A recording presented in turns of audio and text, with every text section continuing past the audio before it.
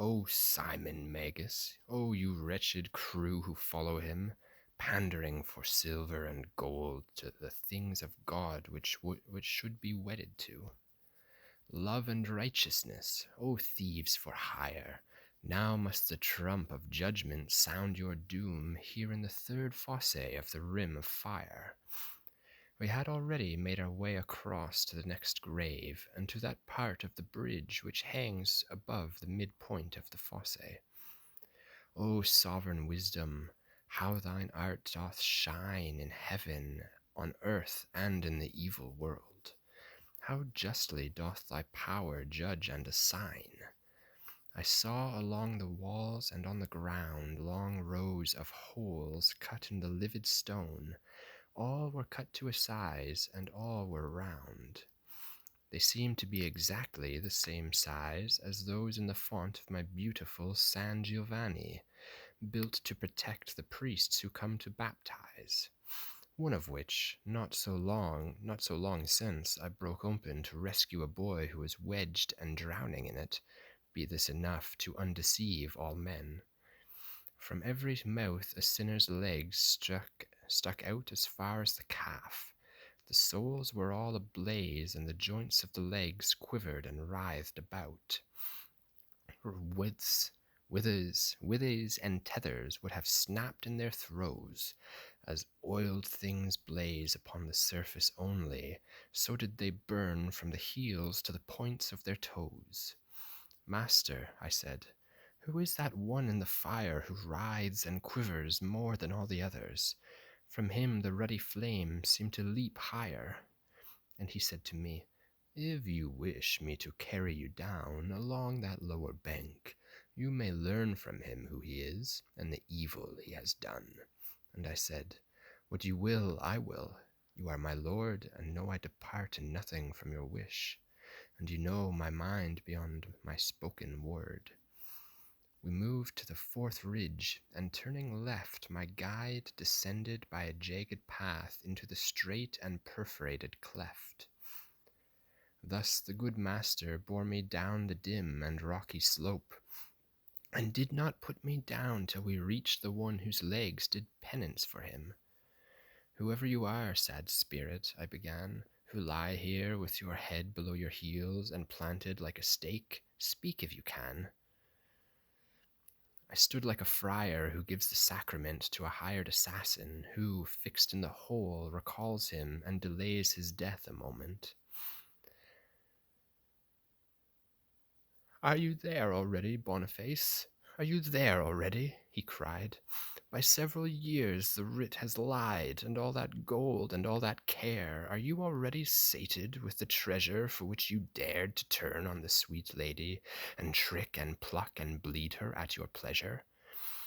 I stood like one caught in some raillery, not understanding what is said to him, lost for an answer to such mockery. Then Virgil said, say to him, I am not he, I am not who you think. And I replied, as my good master had instructed me. The sinner's feet jerked madly again, then again his voice rose, this time choked with sighs and tears, and said at last, what do you want of me then? If to know who I am drives you so fearfully that you descend the bank to ask it, know that the great mantle was once hung upon me. And in truth I was a son of the she-bear, so sly and eager to push my whelps ahead, that I pursed wealth above and myself here. Beneath my head are dragged all who have gone before me in buying and selling holy offer. I lost my spot. Oh, buying and selling in holy office. There they cower in fissures of the stone. I too shall be plunged down when that great cheat for whom I took you comes here in his turn. Longer already have I baked my feet and been planted upside down than he shall be before the West sends down a lawless shepherd of uglier deeds to cover him and me. He will be a new Jason of the Maccabees, And just as that king bent to his high priest's will, so shall the French king do as this one please. May Maybe, I cannot say. I grew too brash at this point, for when he had finished speaking, I said, "Indeed, now tell me how much cash our Lord required of Peter in guarantee before he put the keys into his keeping. Surely he asked nothing but 'Follow me.' Nor did Peter nor the others ask silver or gold of Matthias when they chose him for the place the despicable and damned apostle sold. Therefore, stay as you are, this hole well fits you, and keep a good guard on the ill-won wealth that once made you so bold toward Charles of Anjou. And were it not that I am still constrained by the reverence I owe to the great keys you held in life, I should not have refrained from using other words and sharper still, for this avarice of yours grieves all the world, tramples the virtuous, and exalts the evil. Of such as you was the evangelist's vision when he saw she who sits upon the waters locked with the kings of earth in fornication. She was born with 7 heads, and 10 enormous and shining horns strengthened and made her glad, as long as love and virtue pleased her spouse. Gold and silver are the gods you adore. And what are you, and what are you different from the idolater, save that he worships one and you a score? Ah, Constantine, what evil marked the hour, not of your conversion, but of the fee the first rich father took from you in dower? And as I sang him this tune, he began to twitch and kick both his feet out wildly, as if in rage or gnawed by conscience, little matter which. And I think, indeed, it pleased my guide.